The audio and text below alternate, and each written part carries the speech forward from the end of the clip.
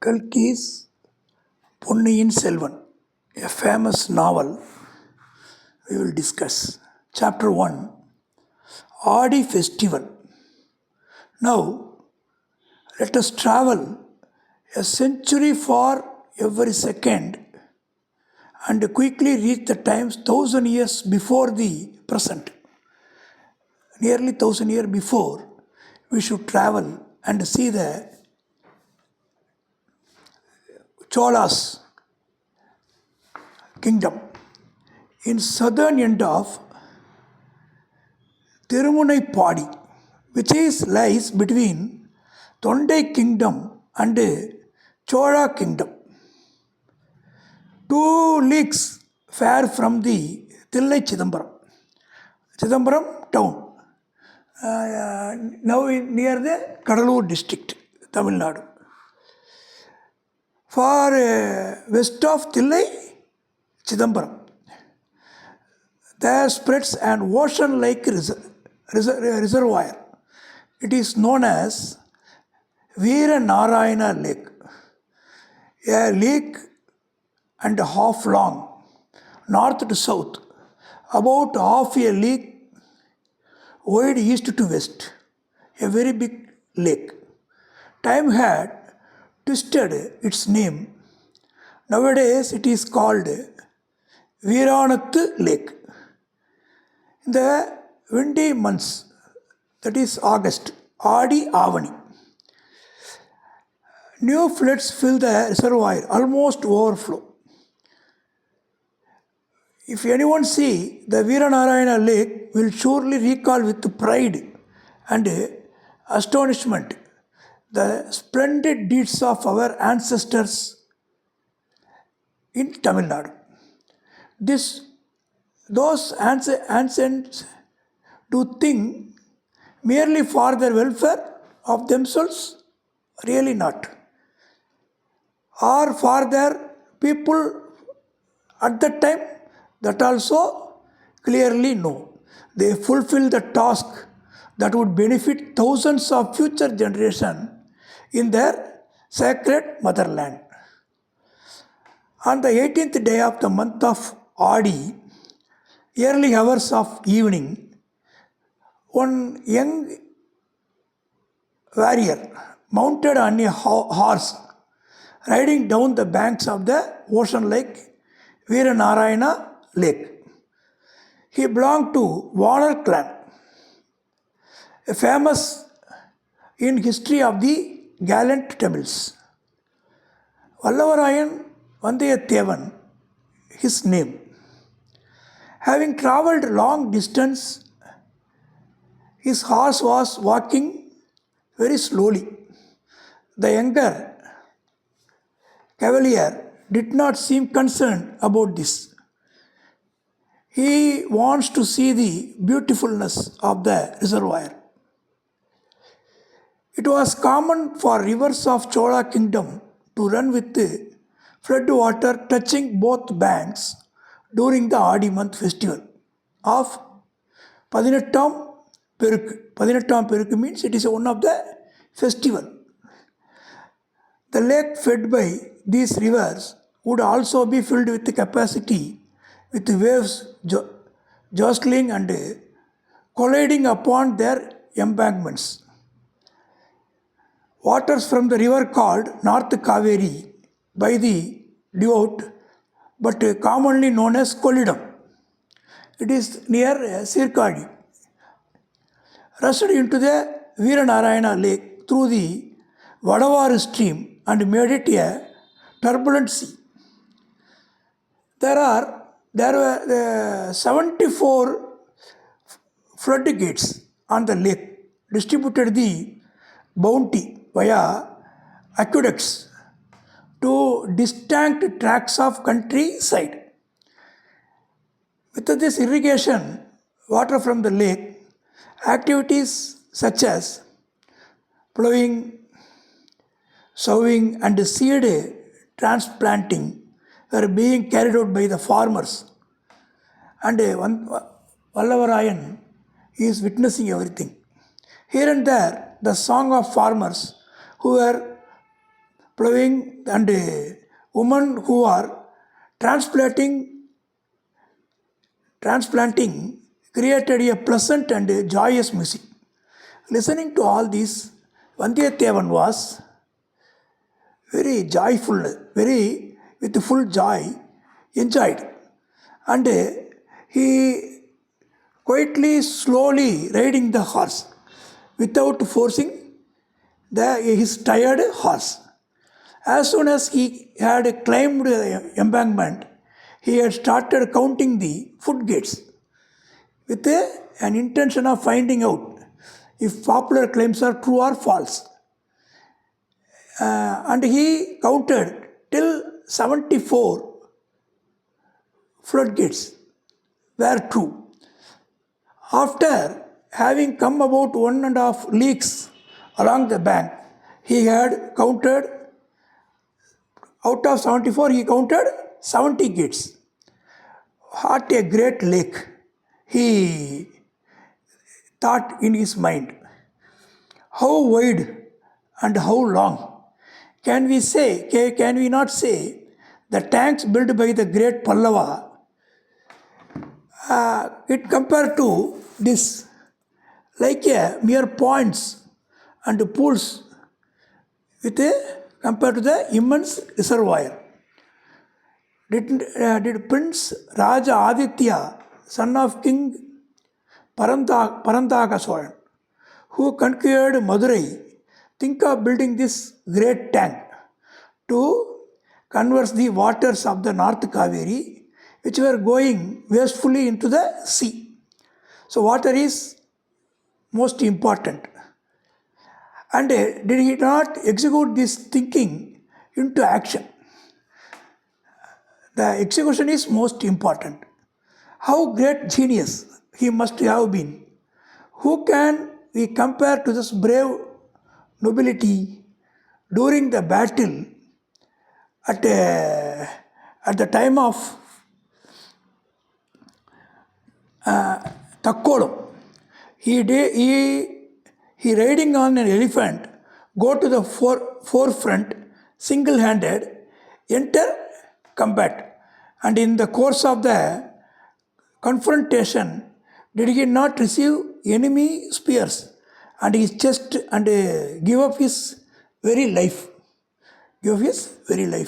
And because of it, he not get the title of Deva. He was called Deva, who reposed atop the elephant, as is departed for the heavens, mean for the brave. These kings of Chola dynasty are remarkable. They were just as they were brave, and they did justice. They excelled in the veneration of their gods. We are seeing that also. Vallavarayan Vandiyathevan's shoulders swelled with pride when he thought of his good fortune, having received the friendship of Chola prince of such a dynasty. Just like the waves that dashed against the banks of the lake because of the shift western breeze, his heart also bubbled with gratification and pride. Thinking all of these such thoughts, Vandiyathevan reached the southern end of the Veeranarayana lake. There he could view the panorama of the Vadavaru stream separating from the North Kaveri and falling into the lake. For short distance inside the embankment, the lake shore was silted, forming the sandy beach. A number of cashew trees and wood apple trees had been planted on the beach so that rising floodwaters would not destroy the embankment to avoid the soil erosion. Gnarled reeds have grown thickly along the water edge. From a distance of scenic view of the rushing water, from the tree-lined North River merging into the lake in the southwest, seemed like a colorful, newly created painting. So beautiful, and he enjoyed the scenery. Vandiyathevan saw a few other things that increased the pleasing joyousness of his enhancing sense scene. In his mind, a question arose. Is not the day of Adi festival? Crowds of people from nearby villages dragging their carts covering with the canopies of sandal colored supple coconut leaves were coming there. Men, women, children, and even several elderly folks were wearing new clothes to enjoy the festival and vividly dressed in various ways, and he had come bunches of fragrant flowers such as hearts of country cactus. Iruvachi decorated the brides of women. Several had come with families bringing stewed rice and fancy picnic foods. Some stood by the water edge and ate their picnic rice dishes. And some brave persons gone inside, some stood by water edge with the platters of plantain flower petals. Others more brave have ventured further into the water to cross over the bank of the Vadavar. Some children throw the platters from which they had eaten into the floodgates and clapped their hands with laughter to see the platters float through the gates to be rushed onto the canals. Some mischievous young men plucked the flowers off the heads of their loved ones and throw them into the water, merely to see being cast upon the shore. Vandiyathevan Vallavarayan stood there watching all this for a while. He listened with an eager ear when some of the girls with a pleasant voice sang. They sang traditional boat songs and flood songs as well as folk songs like Kummi and Sindhu. Come, O ye young maidens, look at the north river bubbling by. Come watch, O ye friends, look at the white river rushing by. Come, O come all, ye girls, to look at the Kaveri tumbling by. Like that songs. Such flood songs pleasantly flooded ears of Vandiyathevan. Others sang ballads about the bravery and fame of the Chola kings. Some girls sang of Vijaya Chola, who had fought in 32 battles and had won his 96 body wounds like ornaments. Others sang acclaiming the bravery of his son Aditya Chola and how he constructed 64 Shiva temples all along the Kaveri from where it rose till it mingled into the sea. One girl sang the fame of King Aditya's son Parandaka Chola, who had not only conquered the Pandya, Pallava and Sera kings, but he had also sent an army to Lanka, Sri Lanka, to hoist his victory flag. When each girl sang, several people stood around her listening with rapt attention. They applauded with loud shouts, ah ha ha ha, and expressed their happiness. One elderly woman nosed Vandiyathevan, who was sitting on his horse and listening all these songs. Brother, you seem you have come from long distance. I think you are tired. Come down and come down from your horse and eat this stewed rice, she told. Immediately, several young girls noticed our youngful traveler. They whispered amongst themselves about his appearance and laughed happily.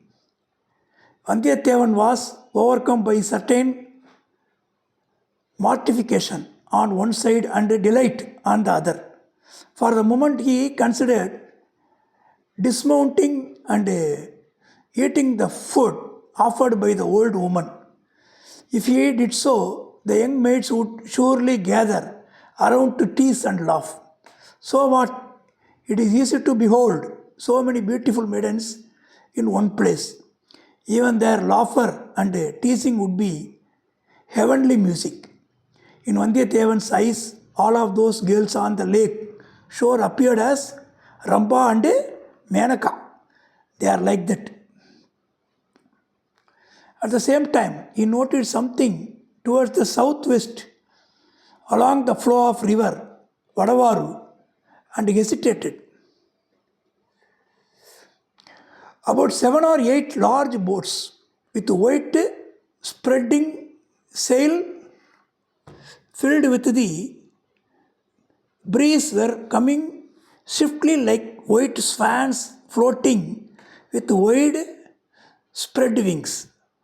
All the people engaged in various merriments turned to avidly look into the direction from which the boats were coming. One of the boats came forward more quickly and reached the lake shore, where embankment turned west. Several well built footmen carrying sharp and shiny spears were in the boat. Some of them jumped onto the lake shore and started showing the people with the shouts, "Go, go, go, move, move." Before being pushed around too much, the people picked up their containers and belongings and quickly started climbing up the bank. Vandiyathevan could not understand any of this. Who were these men? Who were coming in the sailboats behind them? Where were they coming from? Perhaps they belonged to a royal family holder. Vandiyathevan approached an elderly man leaning upon his can by the bunk. Sir, whose men are these? And whose boats are those coming behind like a school of swans? Why are these footmen chasing away the people? And why are the people hurrying away?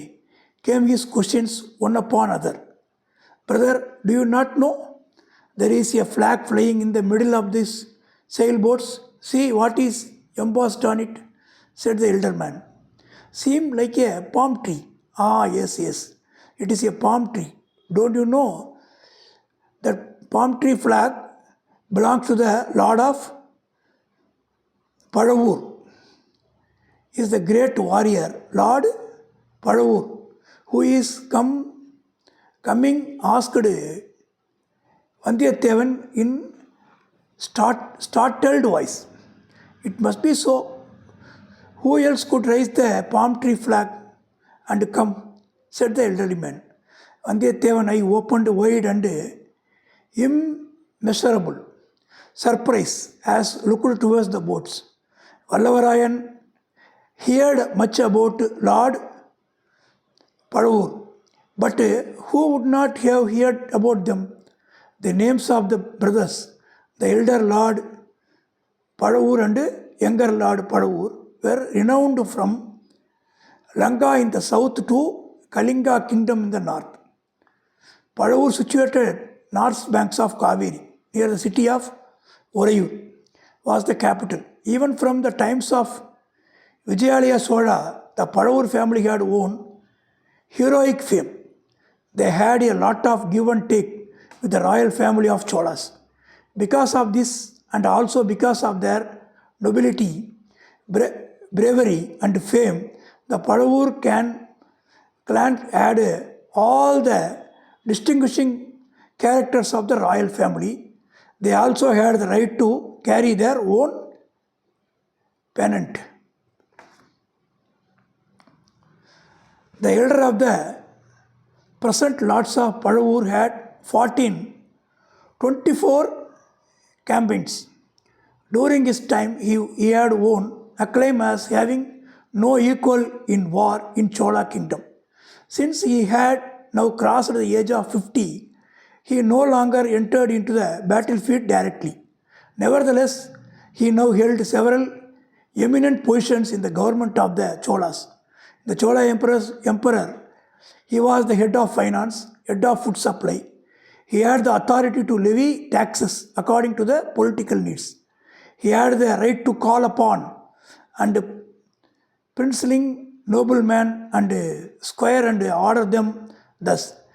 This year you shall pay this much tribute and powers to implement such orders. Therefore, next to Emperor Chundra Chola, he was the most powerful man in the Chola kingdom. Vandiyathevan here brimmed with the eagerness to meet this powerful, illustrious, and noble lord of Padavur. At the same time, he recalled the words uttered in privacy by Prince Aditya Karigala at the new Golden Palace in Kanchi city. Vandiyatheva, I know you be a brave man. At the same time, I trust you to be intelligent and give you this immense responsibility. Of the two letters I have given to you, deliver one to my father, the emperor, and the other to my sister, the younger Pirati. Pirati is the term used to refer the princess of the ruling house. I hear all sorts of rumors about even the senior officials of the kingdom in Tanjore. Therefore, contents of my letter should not become known to anyone. Even the most eminent person should not realize that you are carrying letters from me. Do not get into quarrels with anyone on the way. You should not merely avoid conflicts of your seeking, but also not be involved in disputes thrust upon you. I very well know about your courage. You have proved it several times. Therefore, there shall be no loss of valor in escaping from the duels forced upon you. Most importantly, you should be particularly careful about the Lord's Padavur and also my young uncle Madhurantaka. I do not wish them to know even who are you. They should definitely not to know why you are going. The crown prince and Chola emperor and the commander-in-chief of the northern armies, Prince Aditya Karigala, had told him all this. The prince repeatedly advised Vandiyathevan about how he should behave. Since he recalls all this, Vandiyathevan surprised his desire to meet Lord Padavur. He whipped his horse and moved on quickly, in spite of pouring his tired heart, merely paddled ahead, having decided to spend a night in the Kadambur fortress of a noble Samboraya. He resolved to procure the better horse before resuming his journey the next morning.